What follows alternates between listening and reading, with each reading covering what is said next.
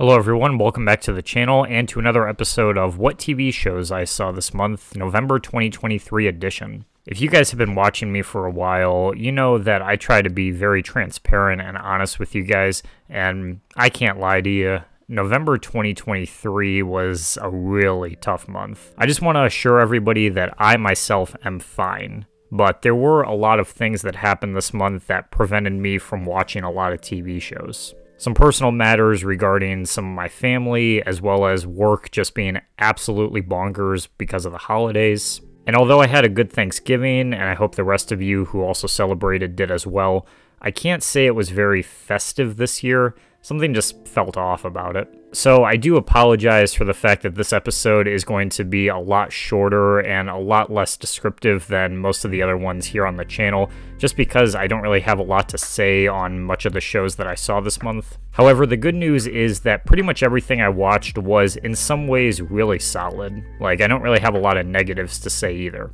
That goes for both new releases as well as week-to-week watches, which is what I want to start with, beginning with my Ned's Declassified pod and the Wizards pod, which returned this month. As I've mentioned plenty of times in the past, I really like these shows. They're very entertaining and they're very comforting to watch when cooking dinner or working out or doing any sort of menial activity where you need some background noise.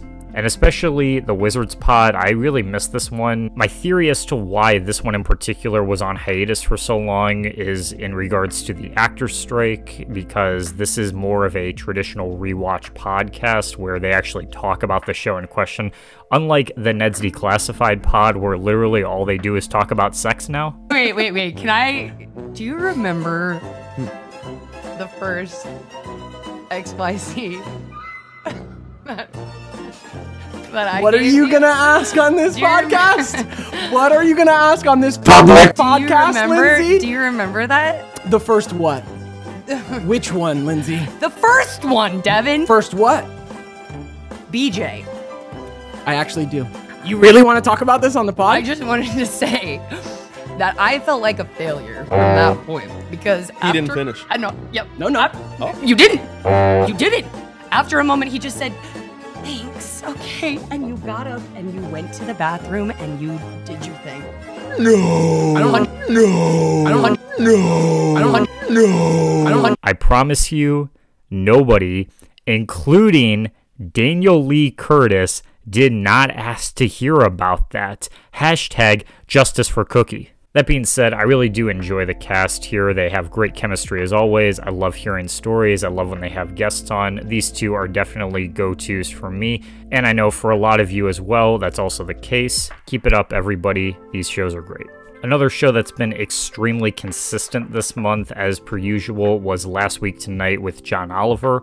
This month included topics like abortion and dollar stores, some more niche than others, of course, as well as a very thorough and in-depth look on the ongoing Israel and Palestine conflict, all of which delivered top-tier comedy as well as critical thinking into complicated issues of today. Something Oliver and his team do the best out of everybody in the satirization space today. Saturday Night Live premiered 2 brand new episodes in November, those being Timothy Chalamet with musical guest Boy Genius, and Jason Momoa with musical guest Tate McRae for the annual Thanksgiving episode. Both of these I thought were very solid, and I've seen a lot of discourse surrounding the idea that this season has been on an upswing, which I very much agree with.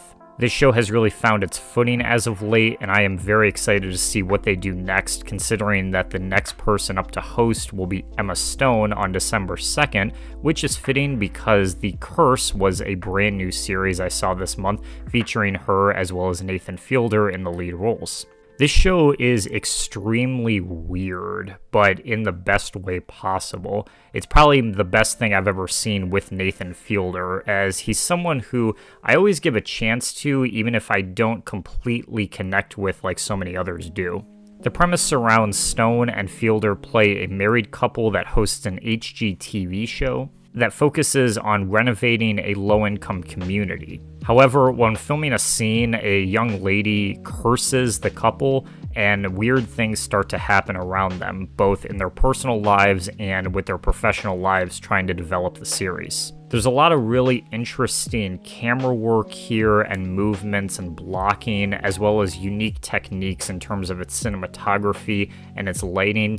It makes the whole series feel almost psychedelic in a way without being too much. And what I really love about the show is that it's not trying to be super dramatic or super funny all the time. It really just lets its characters breathe a lot of the time without too much dialogue, too much going on. It's very open in terms of its atmosphere and the way in which it's trying to convey its messaging. From what I've read, it promises to get even darker and crazier as the season goes on, so I'm very much looking forward to it. This is definitely one to check out if you're in the market for something that's kind of twisted and something to wrap your brain around. On the other hand, if you're looking for stuff that's very relaxing and super simple to understand, turn to Byte as they continued their quest to produce excellent food content here on YouTube. I've been talking about these shows since their debut back in the summer, but this month they really upped the ante here with a full-on Thanksgiving special that saw nearly their entire cast come together for a Friendsgiving celebration. So, as it turns out, instead of taking inspiration from folks like Tasty or Twisted, they've gone for the jugular. All joking aside, I really appreciated this because it gave us an opportunity to see the man himself, Gordon Ramsay, in action, as well as some more festive recipes that are a little bit different than the typical stuff that you might see here on Bytes. But yeah, if you like cooking shows, these are continuing to deliver very consistent stuff. I really like it. One show that I've been meaning to come back to and finish up before the end of the year that I finally did here in November was Bizaardvark, a show that I've been watching throughout the year and that I've talked about in several of these videos already. Season 1 way back in January, Season 2 in July, and now Season 3 in November. And I'm not sure if that was necessarily the best move to divide and conquer, if you will, but honestly, all three of the seasons are very different from each other, so to me at least, it felt like kind of three separate shows in a way, because the characters and the setting, and even some of the writing and designs as far as the story goes, all felt a little bit different from each other.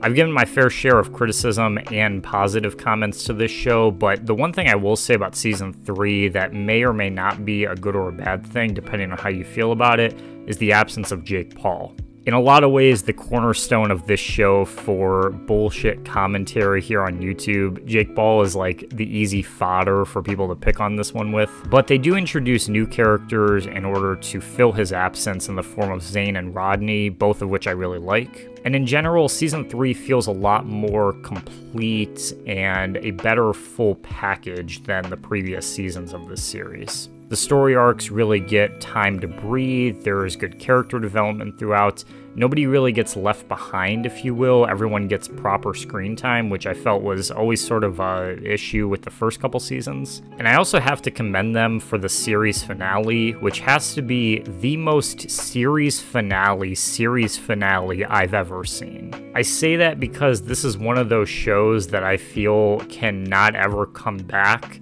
Like, they perfectly wrap up the storyline, tie it off with a bow, send it off. It's over. I guess if you're the type of person that's worried about revivals and reboots, you don't have to worry about this one. This will never get a reboot or a revival.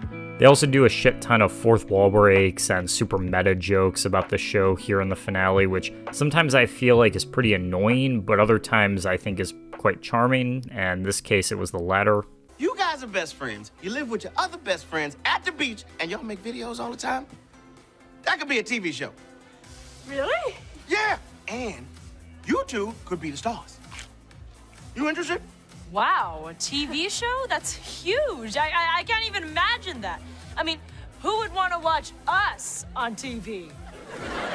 What I'm trying to say with this word salad is basically, this show has its ups and downs, but Season 3 was a nice anchor to end it all with, and I felt it was very content.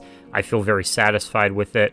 It's a good show overall, and I would recommend it to anyone that's looking for a series that does so. I've also continued to watch the Marble League 2023 season. Speeders are looking fantastic.